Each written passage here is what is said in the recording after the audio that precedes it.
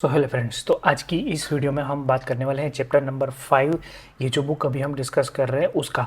और इस चैप्टर में हम बात करने वाले हैं गोविंद परीख जी के बारे में, जो एक अच्छे खासे इन्वेस्टर, मतलब बहुत सालों से वो स्टॉक मार्केट में है और उन्होंने अच्छी खासी वेल्थ अपने लिए क्रिएट की है। तो आज हम उनकी जर्नी के बारे में पूरे का पूरा हम यहाँ पे हम जानने वाले हैं।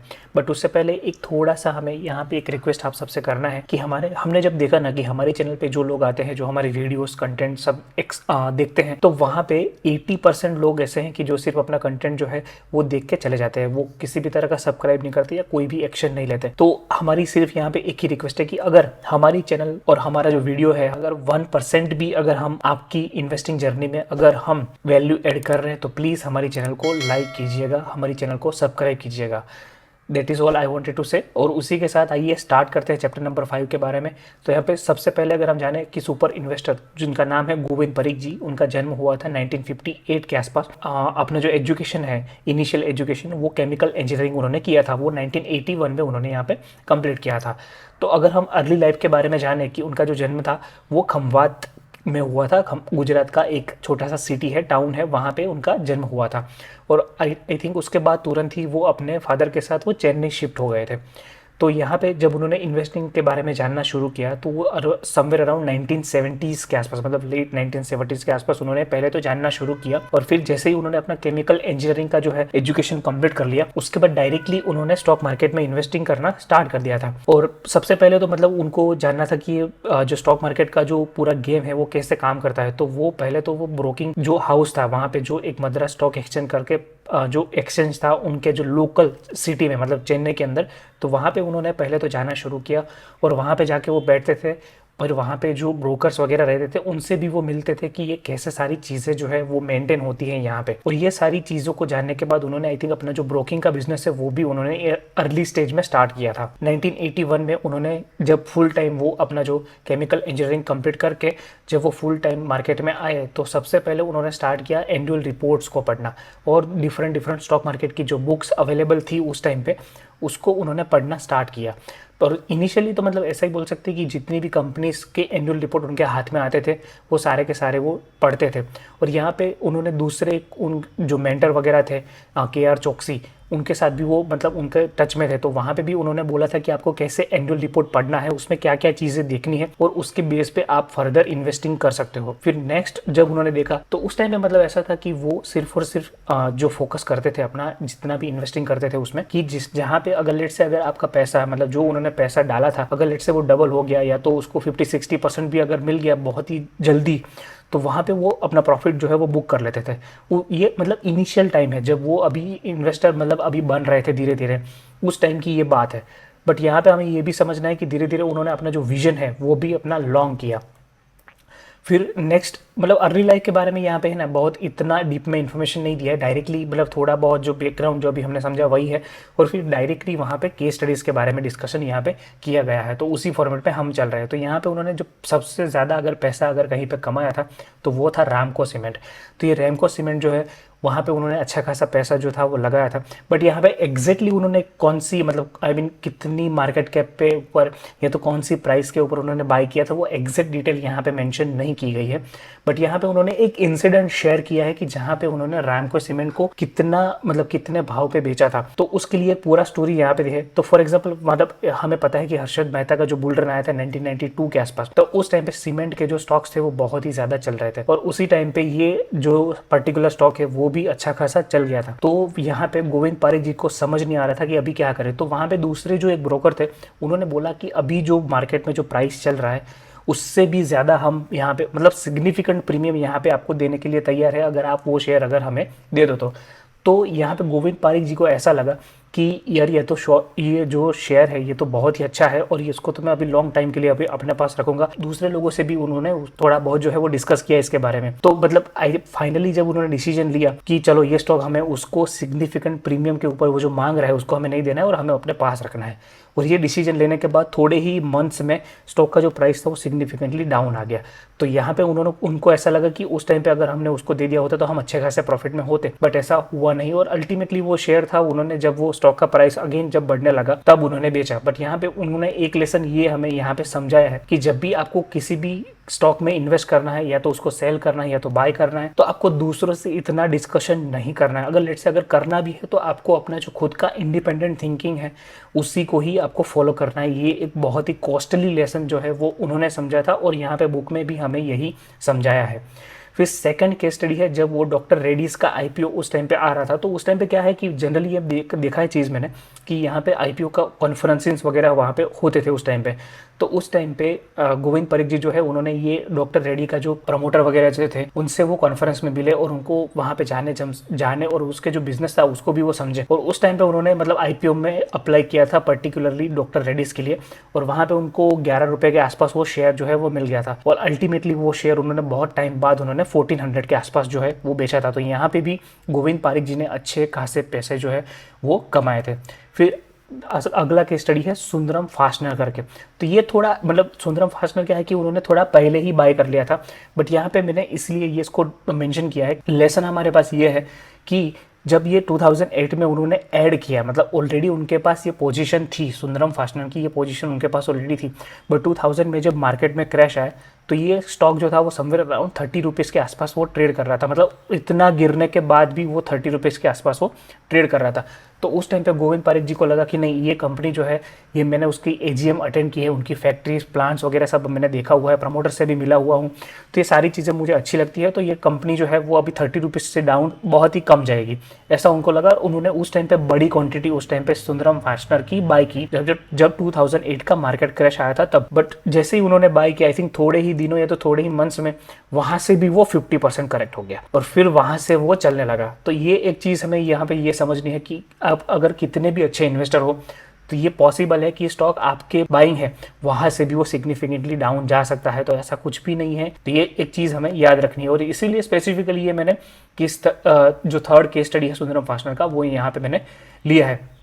फिर उन्होंने एशियन पेंट का भी स्टॉक बाय किया था जब अर्ली 1980s के आसपास में, कि जब वहाँ पे 30 रुपीज़ के आसपास वो स्टॉक मिल रहा था, और उन्होंने इमीडिएटली मतलब ऑलमोस्ट बहुत ही जल्दी मतलब वो ये जो स्टॉक था वो डबल हो गया था, 60-70 के रेंज में उन्होंने बेच भी दिया था। तो जैसे हमने पहली स्लाइड में देखा ना अर्ली लाइफ में कि उनका फोकस जो था वो सिर्फ और सिर्फ शॉर्ट टर्म में था। मतलब शॉर्ट टर्म में अगर उनको अच्छा खासा लेट से अगर 50-60% का भी अगर गेन वहाँ पे मिल रहा है तो वो बेच देते थे। और ये एग्जैक्टली उसी टाइम फ्रेम के आसपास, मतलब ये जैसे ही स्टॉक डबल हुआ मतलब ऑलमोस्ट 100% आपको गेन मिल चुका है, तो यहाँ पे उन्होंने अपना जो शेयर है वो उन्होंने बेच दिया। तो मतलब वहाँ पे ये भी एक रिग्रेट जैसा उनको लगता है कभी कभार कि एशियन पेंट जैसा जो कंपाउंडर है वो अच्छा खासा भाव पे, अच्छे खासे भाव पे उनको उस टाइम पे मिल रहा था, जो उन्होंने बहुत ही जल्दी सेल कर दिया था। और यहाँ पे उसके पीछे का जो लॉजिक है वो भी उन्होंने यहाँ पे हमें एक्सप्लेन किया है। वो लॉजिक ये था कि उनका जो फैमिली बैकग्राउंड है कि जो ऐसा था कि जहाँ पे वो मनी लैंड करते थे, तो वहाँ पे क्या है कि वो जनरली लोगों को जिसको वो पैसे देते थे वो 18 to 24% जितना ईयरली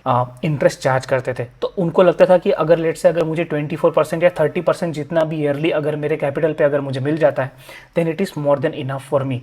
तो यहाँ पे तो क्या है कि आपको 100% 200% क्या मिलेगा, कितना मिलेगा एक साल के अंदर, उसका कोई भी भरोसा नहीं है।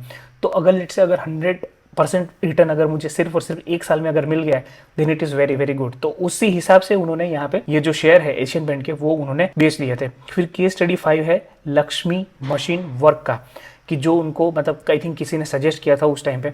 तो जब उन्होंने देखा तो उसका जो मार्केट कैप था वो सिर्फ और सिर्फ 6 करोड़ के आसपास था। और एग्जैक्टली उन्होंने क्या मतलब कौन से भाव पे खरीदा, कौन से भाव पे एग्जैक्टली बेच दिया था वो यहाँ पे मेंशन नहीं है, बट अगर अभी हम अगर जाके देखते हैं तो इसका मार्केट कैप बहुत ही ज़्यादा हो गया है। तो ये एक चीज़ है कि जो उन्होंने बहुत ही अर्ली आइडेंटिफाई किया था। और लक्ष्मी मशीन वर्क्स के केस में वो कंपनी की जो फैक्ट्री थी वहाँ पे भी वो विजिट किए थे, और जब उन्होंने ये फैक्ट्री का विजिट किया तो उनको पता चला कि नहीं, ये कुछ और ही कंपनी है, मतलब अलग लेवल है, एक अलग क्लास है, ये उनको लगा था। और उसके बेस पे ही उन्होंने डिसीजन लिया था। और जो 6 केस स्टडी है कि जहाँ पे उन्होंने इंजर्सोर ब्रांड करके जो कंपनी है एमएनसी कंपनी है जो उस टाइम पे लिस्ट हुई थी, तो उनको लगा था कि ये कंपनी जो है वो ज़्यादा वैल्यूएशन पे ट्रेड कर रही है, तो मैं इसको शॉर्ट सेल करके यहाँ से हम पैसा कमा सकते हैं। बट उल्टा हुआ उस टाइम पे, और जब जो प्राइस पे उन्होंने शॉर्ट सेल किया था वहाँ से प्राइस जो है वो बढ़ता ही गया और अल्टीमेटली मतलब वो उनको शॉर्ट जो था वो अपना कवर करना पड़ा बहुत ही हैवी लॉस के साथ।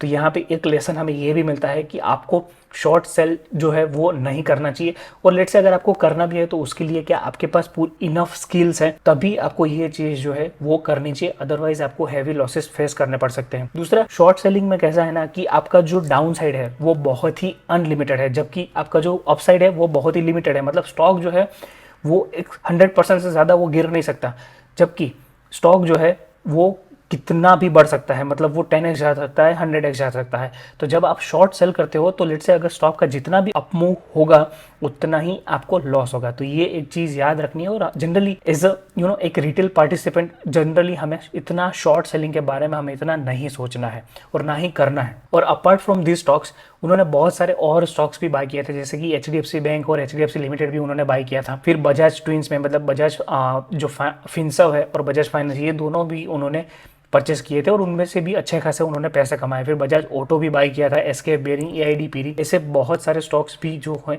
उन्होंने बाय किए थे उस टाइम पे। तो ये तो हो गई केस स्टडी से। अभी हम जानते हैं कि वो इन्वेस्ट कैसे करते हैं, उनकी इन्वेस्टिंग की फिलोसॉफी क्या है। तो सबसे पहले तो हमें ये जानना है कि जब, मतलब ये पहले की बात है, जब उनका इनिशियल जब वो करियर स्टार्ट कर रहे थे तब की बात है, कि उनका एक ही एम रहता था कि मेरा जो कैपिटल है, मेरा जो पैसा है वो डबल होना चाहिए इन एवरी 2 ईयर्स। तो इन एवरी 2 ईयर्स में मेरा जो पैसा है, मेरा कैपिटल है वो डबल होना चाहिए। बट अभी मतलब जब उन्होंने अच्छा खासा अपना वेल्थ क्रिएट कर लिया है तो वो इतना रिस्क नहीं लेना चाहते हैं। तो उनका अभी जो रिटर्न का जो एक्सपेक्टेशन है वो है सिर्फ और सिर्फ 10 to 15% का। मतलब अगर लेट से अगर उनको 10 to 15% रिटर्न अगर उनको अभी मिल जाता है तो उनको किसी भी रिस्कियस एसेट्स के अंदर उनको पैसा नहीं डालना है, ऐसा उन्होंने बुक के अंदर हमें यहाँ पे बोला है।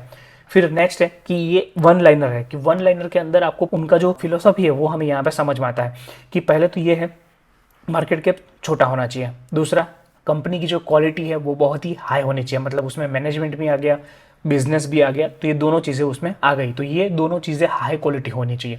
तीसरा, जब भी वो ESC कंपनी में वो इन्वेस्ट करते हैं तो उसका जो वैल्यूएशन है वो फेयर होना चाहिए या तो अंडर वैल्यूड होना चाहिए, तभी वो इन्वेस्ट करते हैं। मतलब किसी भी वैल्यूएशन पे वो अच्छी कंपनी बाय नहीं कर लेते हैं, ये एक चीज़ भी हमें ध्यान रखनी है। और फाइनली, जब भी वो किसी अच्छी कंपनी, मतलब जो जैसे बोलते हैं ना कि bluest of the bluest chip में वो जब इन्वेस्ट करते हैं तब वहाँ पे उनका जो हॉराइजन है वो बहुत ही लंबा होता है।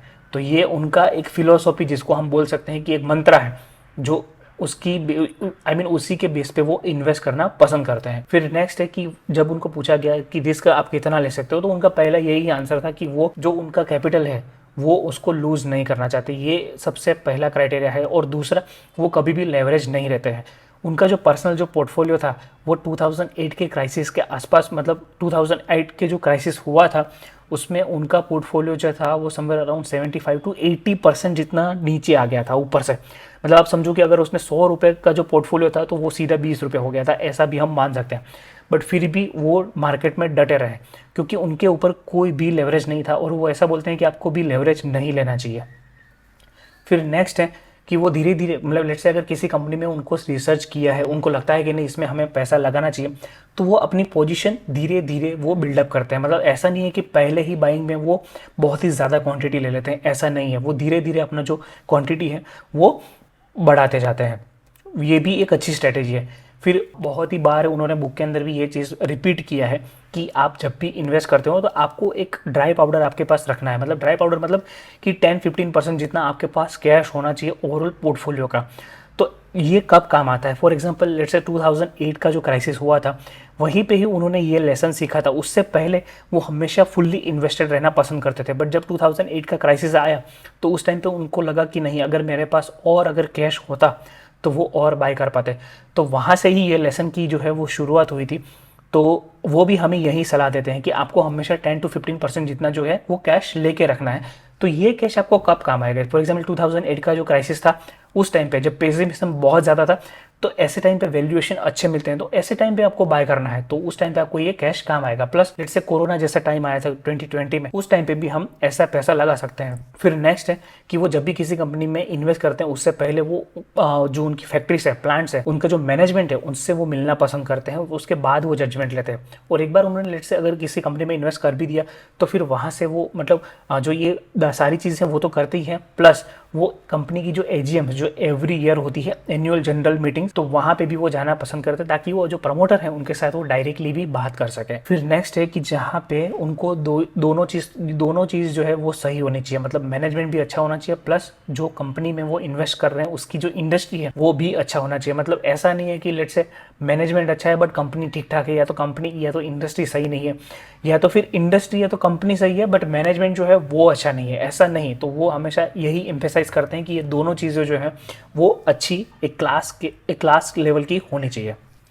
फिर वो हमेशा ये ऐसा भी बोलते हैं कि कॉर्पोरेट गवर्नेंस भी अच्छा होना चाहिए और एथिक्स भी होना चाहिए जो कंपनी का जो मैनेजमेंट है उसमें। तो यहाँ पे हमें उन्होंने एक एग्जांपल दिया है सुंदरम फास्टनर का। अभी सुंदरम फास्टनर की एक सब्सिडरी हुआ करती थी उस टाइम पे जिसका नाम था उपासना फाइनेंस। तो उपासना फाइनेंस में एक टाइम पे ऐसा हुआ कि एनपीएस बहुत ज़्यादा बढ़ गए थे और उस टाइम पे कंपनी को ये जो सब्सिडरी है मतलब उपासना फाइनेंस की, उसको एक कैपिटल की ज़रूरत थी बहुत ही अच्छा खासा। तो उस टाइम पे सुंदरम फास्टनर के जो प्रमोटर्स थे उन्होंने अपनी जेब से पैसे डाले थे इस कंपनी को रिवाइव करने के लिए, और यहाँ से जो शेयर होल्डर है मतलब जो पेरेंट कंपनी थी जो सुंदरम फास्टनर, उसमें से उन्होंने ये पैसे जो थे वो नहीं उठाए थे। तो ये एक चीज़ हमें दिखाता है यहाँ पे कि कंपनी का जो प्रमोटर है वो कितना ऑनेस्ट है, कितना अपने शेयर होल्डर्स के लिए वो काम करना चाहता है। तो ये एक अगेन बहुत ही अच्छा साइन है। फिर नेक्स्ट है कि जो सिक्लिकल्स कंपनी रहती है तो वहाँ पे वो कितना इन्वेस्ट करते हैं। तो जैसे उन्होंने बोला है कि बहुत ही स्मॉल पोर्शन मतलब जो है वो सिक्लिकल्स के अंदर वो इन्वेस्ट करना पसंद करते हैं। तो ये एक चीज़ हमें भी ध्यान रखनी है कि जब भी हम किसी लेट्स से अगर सिक्लिकल कंपनी में इन्वेस्ट कर रहे हैं तो हमारा पोर्टफोलियो का जो वो पार्ट है वो बहुत ही कम होना चाहिए, और इतना कम होना चाहिए कि अगर वो हमारे ओवरऑल पोर्टफोलियो को अगर लेट्स से अगर वो सिक्लिकल अगर हमारे अगेंस्ट भी चला जाता है तब भी हमारे ओवरऑल नेटवर्क पे वो इतना इम्पेक्ट नहीं करे। ये एक चीज़ भी हमें यहाँ पे याद रखनी है। फिर जब उनको पूछा गया कि आपका ओवरऑल कंपोजिशन कैसा है, आपकी जो नेटवर्क है उनका कंपोजिशन कैसा है, तो उन्होंने बोला कि अभी तो मेरे पास 99% जो है वो इक्विटी में मेरा पैसा लगा हुआ है, और 1% या तो उन्होंने जैसे बोला है कि लेस देन 1% जो है वो उनका रियल एस्टेट का पोर्टफोलियो है। अभी जो 99% इक्विटी यहाँ पे उन्होंने बोला है, तो जैसे ऊपर आप देख रहे हो कि keep some cash like 10 to 15% जितना, तो वो कैश भी इसमें इंक्लूड है। मतलब समवेयर अराउंड हम ऐसा बोल सकते हैं कि 80 to 85% जितना जो इक्विटी का अभी उनका पोर्टफोलियो होगा, और रेस्ट जो है वो उनका कैश वहाँ पे रहता होगा। तो ये एक चीज़ हमें यहाँ पे अच्छी सीखने को मिल रही है। तो अभी ये सारी चीज़ें तो हमने देख ली, अभी की लर्निंग्स भी क्या है अपार्ट फ्रॉम दिस। तो पहला तो ये है कि आपको शॉर्ट सेल जो है वो नहीं करना है, उसके लिए हमने ऑलरेडी आपको वहाँ पे इंजरसुल ब्रांड का हमने वहाँ पे एग्जांपल आपको दे दिया। और फिर दूसरा चीज़ ये है कि हमें किसी और के बेस पे मतलब किसी और के एक्शन पे हमें कोई भी इन्वेस्टमेंट बेस्ड डिसीजन नहीं लेना है। फॉर एग्जांपल अगर हम बात करें तो अभी के एनवायरनमेंट में क्या है कि जैसे जैसे every quarter share holding pattern निकलती है तो वहाँ पे हम देखते हैं कि बहुत सारे स्टार इन्वेस्टर्स रहते हैं। तो बहुत लोग ऐसे हैं कि जो उनकी इन्वेस्टमेंट को फॉलो करते हैं। फॉर एग्जांपल विजय केडिया जी है या तो आशीष कचोलिया जी है, उनकी इन्वेस्टमेंट फिलोसॉफी अलग है मतलब, और उनका जो पर्सनल नेटवर्क का जो 1% अगर वो किसी कंपनी में लगाते हैं और अगर लेट्स से अगर उस कंपनी में अगर कुछ ऊंच नीच भी हो जाती है तो उनको इतना फ़र्क नहीं पड़ता है।